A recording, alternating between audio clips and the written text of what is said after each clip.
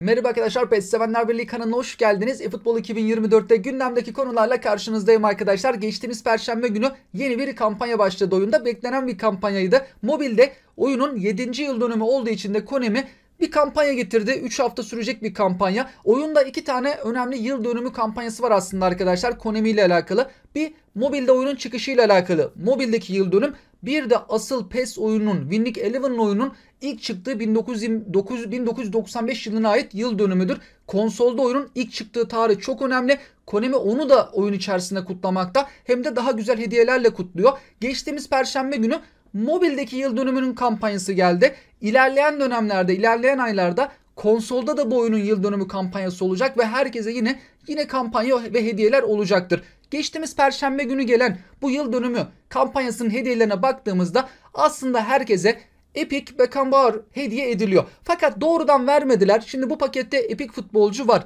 Yanında 3 tane de PES 2020 kart tasarımı olan 3 futbolcumuz bulunmakta ve normal kartlar. Onları doğrudan vermek yerine bol bol ücretsiz paket açma hakları veriyorlar. Her gün oyuna girdiğimizde birer tane. Görevlerden de kazanıyoruz. Görevlerden toplamda 53 tane ama hepsini bir anda verilmiyor arkadaşlar. Perşembeleri görevlere eklemeler olacak. Önümüzdeki perşembe günleri toplaya aslında biz burada 74 tane ücretsiz açma hakkı var. Pakette 50 tane isim bulunuyor.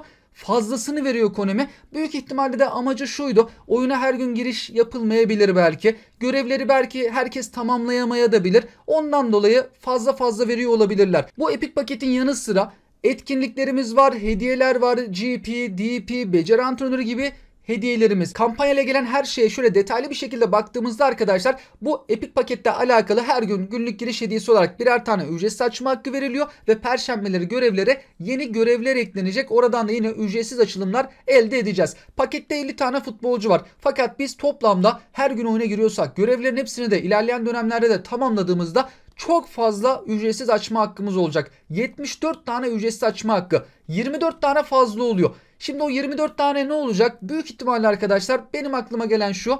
Biz burayı sıfırlayacağız. Tekrardan aynı paketten o elimizdeki fazla ücretsizleri kullanacağız. Aynı futbolculara bir daha çıkarma durumu olacak. Gelen futbolcuyu sileriz. Yani çok da bir işimize yaramayacak ama hatta üst üste Beckenbauer erkenden gelirse sıfırla bir daha dene, sıfırla bir daha dene. Beckenbauer'dan kaç defa çıkarırız onun bile denemesini gerçekleştirebiliriz. Elimizde ilerleyen dönemlerde 50 tane açtıktan sonra ortada ücretsiz açılımlar kalacak. Büyük ihtimalle yani benim aklıma gelen bu. Paketi sıfırlayıp o fazlalıklar için yine buradan öylesine aynı futbolcuları çıkarmak için denemeler yaparız gibi görünmekte. Konami'den herhangi bir bununla alakalı açıklama bulunmuyor. Galiba dediğim gibi oyuna her gün giriş yapamayanlar olabilir. Görevlerin hepsini tamamlayamayanlar olabilir. Onlar için fazladan veriyor gibi görünüyor. Bu kampanyayla alakalı hedefler eklendi. Buradan 50 futbol parası ve diğer hediyeleri kazanabiliyoruz. Çok fazla ücretsiz açma hakkı ama futbol parası çok az oldu arkadaşlar. 6 Haziran tarihine kadar da bu hedefler devam edecek. Özel tur etkinliklerimiz var.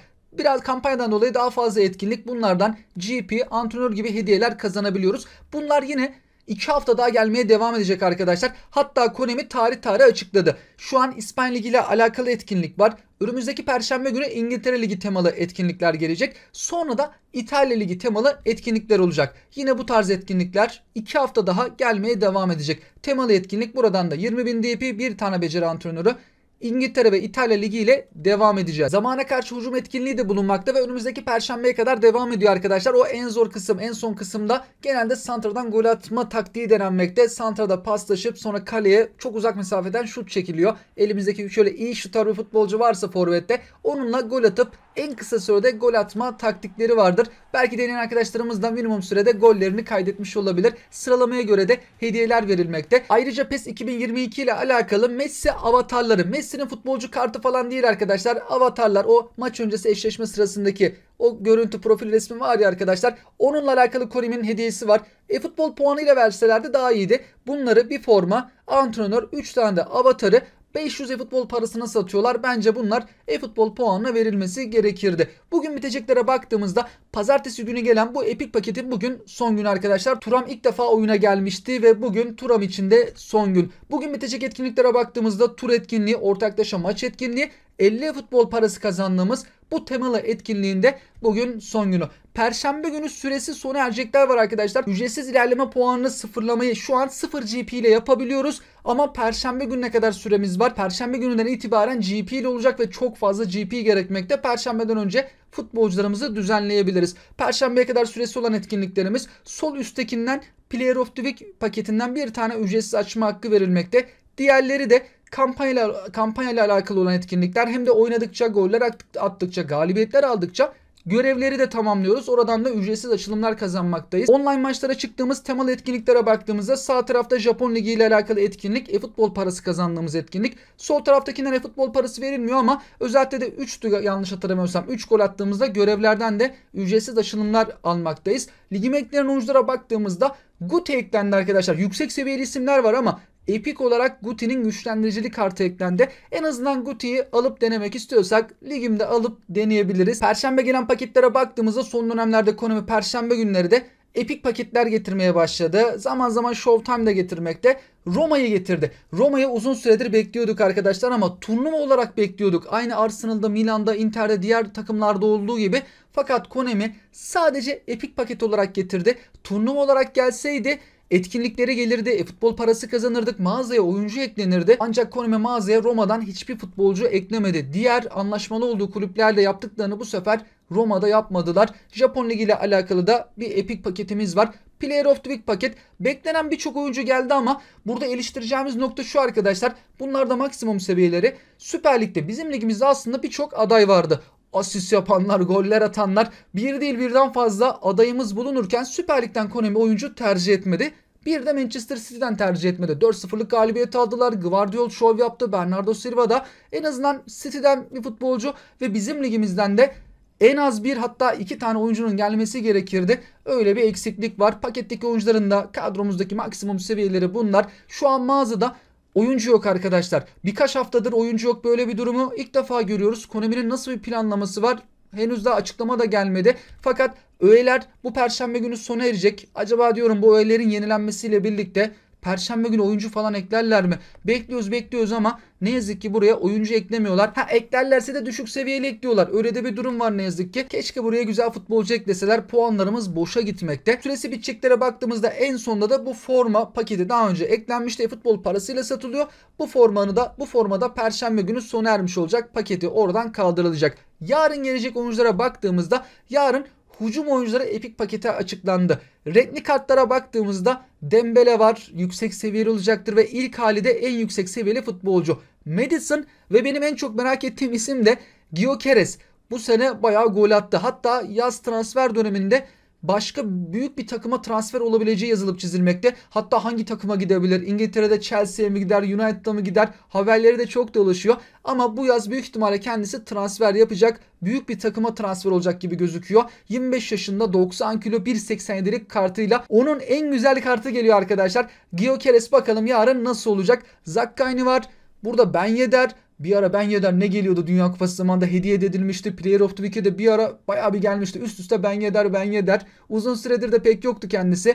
Berguis, Pavlidis ve son futbolcumuz sol açık Alvaro Diallo. Yarın gelecek Epic paketteki renkliler bunlar arkadaşlar. Pozisyonlara baktığımızda sağ açık, ofansif orta saha, santrafor, sol açık. GF değil, açıklar, santrafor, ofansif orta saha pozisyonundan futbolcular. Yarın beklenen Epic futbolcular ise bu isimler. Van Basten, David Villa, Paulo Sergio. Konami birkaç hafta önce yaptığı açıklamada demişti ki bu sezon içerisinde Kaka gelecek, Thuram gelecek, David Villa gelecek. Thuram geldi. Sırada David Villa ve Kaka var arkadaşlar. Fakat Kaka yarın pek beklenmemekte. Ben PESMaster gibi bazı oyunla alakalı oyuncu kartlarını paylaşan sitelere baktığımda mesela Kaka'nın kartını falan pek paylaşmıyorlar. Futbolda Kaka'nın öyle 40 seviyeli falan kartı gözükmekte. Yani Kaka ile alakalı şimdilik o uygulamalarda bir güncelleme yok. Ama David Villa'nın mesela kartında en azından seviyesi 85-86 gibi normal bir seviye. Oyunun veri tabanına bakıldığında beklenen isimler yarın için bu 3 futbolcu arkadaşlar. Sürpriz olup da Konami de Kaka'yı getiriyormuş. Sonuçta o da ofansif orta saha futbolcusu. Ama Kaka'yı farklı bir pakete de getirebilirler. Hatta birçok sosyal medya hesaplarında da bu tarz paylaşımlar olmakta. Ama bu resmi değil arkadaşlar. Seviyeler tahmin. David Villa ve Van Basten yani 103'e çıkacaktır ama Van Basten aslında 103 olur büyük ihtimalle. David Villa da olur mu? Valencia kartı daha genç hali. Yani ikisi de 103 olsa fakat Paulo Sergio düşük seviyeli beklenmekte. 100, belki güçlendiricili menajerde 101 olur gibi beklenti var ama bu ismi değil arkadaşlar. Yarın geldiklerinde inceleyebiliriz. Son olarak İlerleyen aylarda gelecek olan diğer kampanyaya değineyim istiyorum. Şu an mobilde 7. yıl dönümünü Konami kutluyor. Bu oyunda 2 tane yıl dönümü var demiştik. Diğeri de konsolda asıl PES oyunun, eski adıyla Winning Eleven oyununun çıkış tarihi 21 Temmuz 1995 ve Konami de geçen sene harika kutlamıştı. 2 tane epik futbolcu hediye etmişti bu paketten. Ben Drogba'yı mesela bu paketten çıkarmıştım. Casillas, Bergkamp gibi isimler de var. Luis Figo, düşük seviyeli isimler de var. Kaleci Çeh var, iyi bir kaleci. İstediğimiz isimler de vardı, istemediğimiz isimler de yer alıyordu. Bu paketten 2 tane bedava epik vermişlerdi. Futbol paraları en azından bu seneye göre, bu seneki kampanyalara göre daha fazlaydı. Player of the Week paketlerinden, Showtime'lardan ücretsiz açmakları. Geçen seneki hediyeler böyleydi arkadaşlar. Bu kampanya 21 Temmuz'da başlamamıştı. Haziran'ın sonunda, o son haftası gibi geldi. Temmuz ayının ortalarına kadar, sonlarına kadar mı ne devam etmişti. Bir ay gibi ya da belki biraz daha uzun olabilir. Uzun soluklu bir kampanyaydı. 21 Temmuz'da değil, Haziran'ın sonunda başlatmışlardı. Bir sonraki yıl dönümü kampanyası da bu olacak arkadaşlar. Fakat şöyle bir durum var. Avrupa Şampiyonası da araya giriyor. 14 Haziran'da Avrupa Şampiyonası başlayacak. Avrupa Şampiyonası ile alakalı Konami oyun içerisinde nasıl etkinlikler yapacak, nasıl paketler getirecek, hazır paket mi getirecek yoksa e-futbol parasıyla milli takımlara getirip öyle açılımlar mı gerçekleştireceğiz? Henüz daha onunla alakalı bir paylaşım bulunmamakta arkadaşlar. Haziran ayında çünkü biz yeni sezona geçeceğiz.